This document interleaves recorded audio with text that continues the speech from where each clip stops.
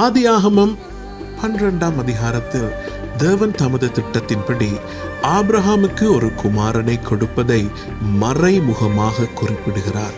பின்னர் ஆதியாகமம் 15ஆம் அதிகாரம் 4ஆம் வசனத்தில் தேவன் ஆபிரகாமுக்கு உன் கற்ப பிறப்பாய் இருப்பவனே உனக்கு சுதந்திரவாளி ஆவான் என்று கூறினார்.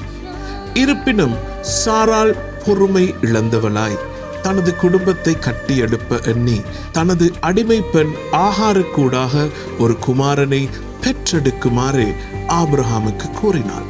ஆபிரகாம் இதற்கு இணங்குவதன் மூலம் ஆகார் கற்பம் தரித்தாள்.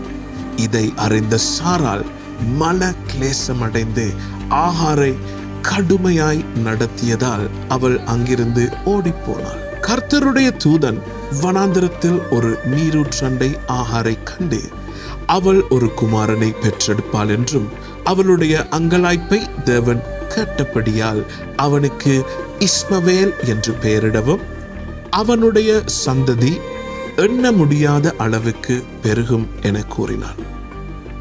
ஆபிரகாம் ஆகாருடன் சேரும்படியான சாராளின் மாம்ச சிந்தையின் நோக்கம் தேவனின் நித்திய நோக்கத்தை தடை செய்தது.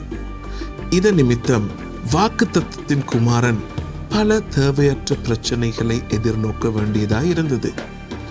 தேவனால் நிர்ணயிக்கப்பட்ட நித்திய திட்டங்கள் கால தாமதமானாலும் நாம் உலக அல்லது மாம்ச ரீதியான தீர்வுகளை தேடாமல் உறுதியாய் இருப்பது அவசியம்.